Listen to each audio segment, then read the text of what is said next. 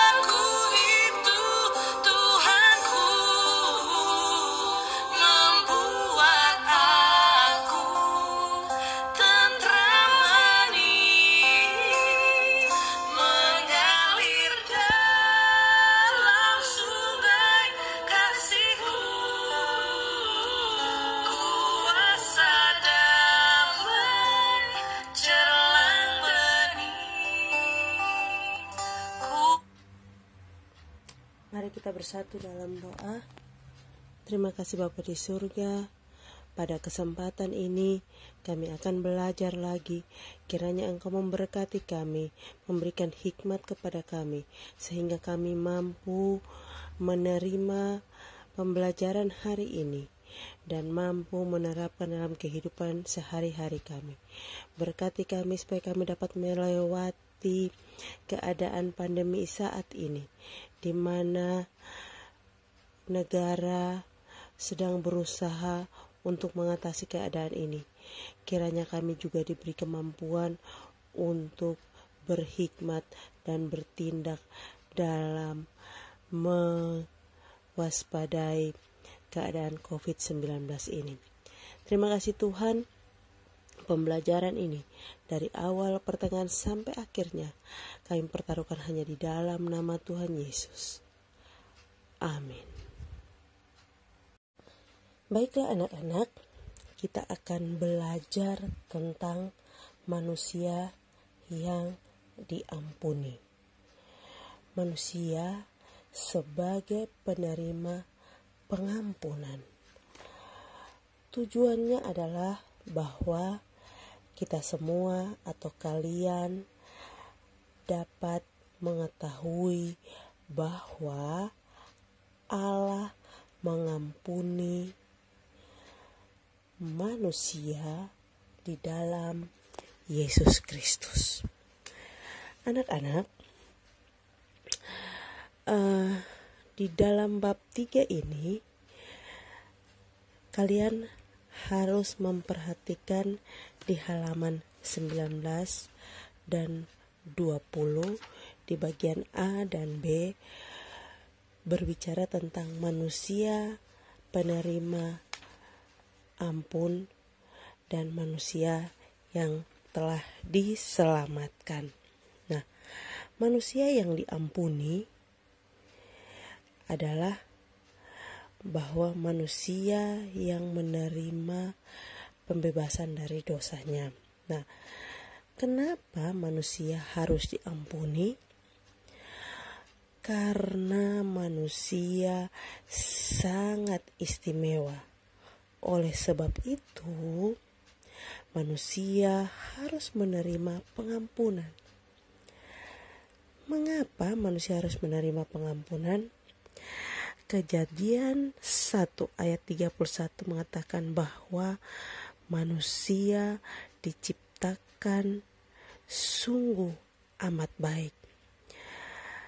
Ada nilai lebih yang terdapat dalam diri manusia dibandingkan dengan ciptaan-ciptaan yang lain. Hal inilah yang nanti dalam penjelasan selanjutnya kita dapat melihat bahwa karena memiliki nilai lebih ini, manusia diberi tanggung jawab. Kemudian yang kedua, yang pertama tadi Kejadian 1 ayat 31. Yang kedua, Kejadian 1 ayat 27. Karena manusia diciptakan serupa dan segambar dengan Allah. Bu Teni memberikan catatan di serupa dan segambar dengan Allah ini bahwa manusia serupa dengan Allah dalam hal citra atau sifat dari Allah. Antara lain, memiliki kehendak, sabar, berpikir. Memiliki kehendak artinya punya kemauan, ya. Kalau kalian di rumah bisa membantu orang tua tanpa disuruh. Kalian bisa belajar sendiri tanpa harus menunggu orang tua perintah. Dan hal-hal yang bisa dilakukan dengan kemauan dari diri kalian. Nah, serupa dan segambar dengan Allah berikutnya, catatan dari Bu Teni adalah bahwa manusia terikat dengan Allah atau hidup sesuai dengan kehendak Allah. Catatan yang ketiga adalah serupa dan segambar dengan Allah, artinya manusia memiliki hubungan khusus dan manusia mau mencari Allah. Karena itu manusia harus bersekutu dengan Allah untuk memenuhi ruangan kosong dalam dirinya, bahwa ada kuasa yang lebih besar dalam dirinya, yang kuasa itu berasal dari penciptanya. Alasan manusia menerima pengampunan yang ketiga adalah manusia diberikan akal dan budi. Kejadian 2 ayat 19. Kalian bisa membacanya. Di situ di Kejadian 2 ayat 19, manusia diberi kemampuan khusus, ya. Ada kecerdasan di sana. Dan yang keempat, dari mengapa manusia harus diampuni adalah Kejadian 2 ayat yang ke-7, bahwa dalam diri manusia ada hembusan nafas hidup dari Allah. Hal ini membuat manusia sombong. Keistimewaan ini membuat manusia tinggi hati dan mengakibatkan manusia jatuh ke dalam dosa. Dimulai dengan memakan buah yang dilarang oleh Tuhan Allah kepada manusia. Dan dengan memakan buah yang dilarang oleh Tuhan kepada manusia, artinya manusia jatuh ke dalam dosa. Dosa dalam bahasa Yunani disebut dengan hamartia. Dan ada banyak penjelasan dosa yang lain, tetapi arti dosa dalam Alkitab ada beberapa penjelasan. 1. Dalam Mazmur 32 ayat 1 dan 2 menjelaskan bahwa dosa menyebabkan manusia terpisah dari Allah karena pikiran, sikap, perkataan, dan perbuatan salahnya.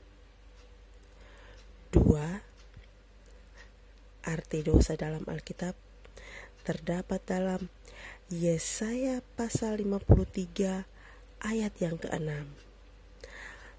Artinya manusia memilih jalannya sendiri.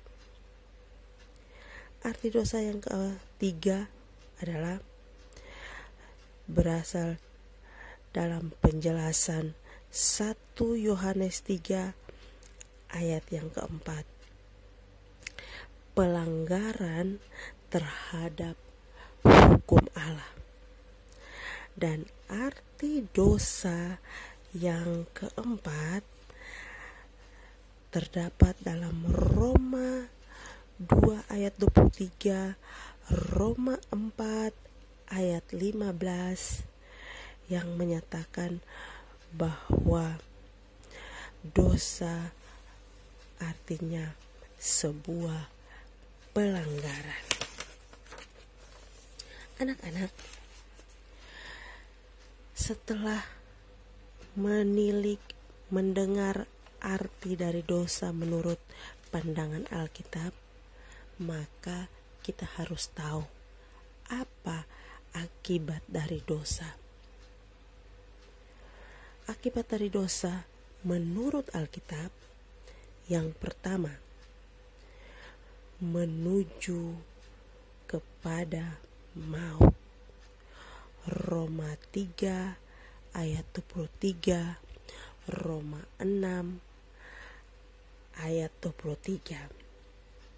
Akibat dosa yang kedua, tidak layak menghadap Allah.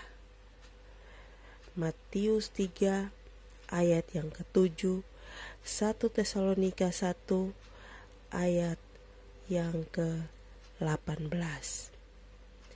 Akibat dosa yang ketiga, tidak sanggup melakukan kehendak Allah. Yohanes 8 ayat 34, Roma 7 ayat 21 sampai 23.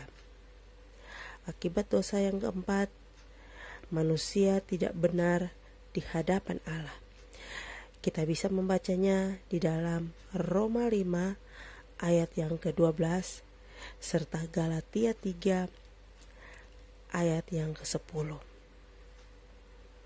Bagaimana supaya kita bisa mendapat kemenangan atas dosa?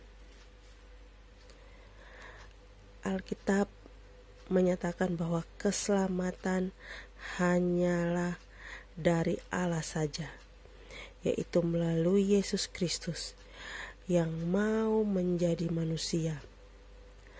Allah dalam Yesus Kristus telah menaklukkan dosa.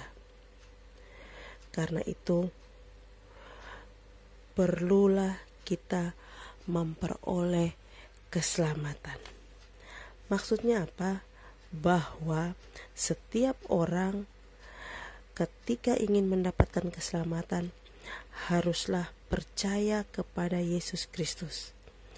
Dalam Yohanes 5 ayat yang ke-10 sampai ayat yang ke-13 menyatakan bahwa di dalam Yesus pastilah selamat. Dan penjelasan di dalam Yohanes 3 ayat 16, ayat ini mengungkapkan isi hati dan tujuan Allah dalam menyelamatkan manusia.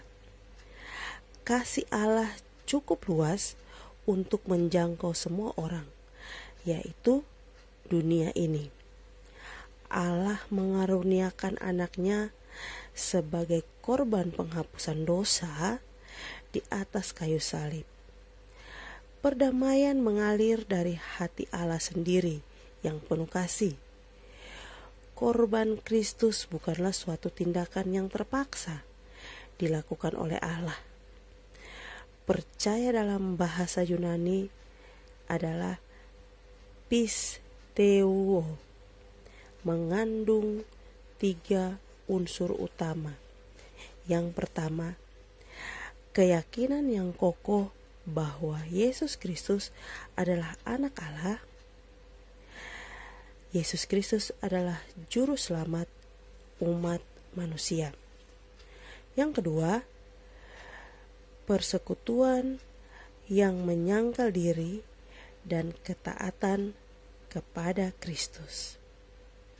Yang ketiga, kepercayaan penuh di dalam Yesus Kristus bahwa Ia mampu dan bersedia menuntun saudara, menuntun kita semua hingga keselamatan kekal dan persekutuan dengan Allah di sorga nanti. Anak-anak yang terkasih, dari penjelasan ini memberi pemahaman kepada kita bahwa apabila orang tidak mau bertobat,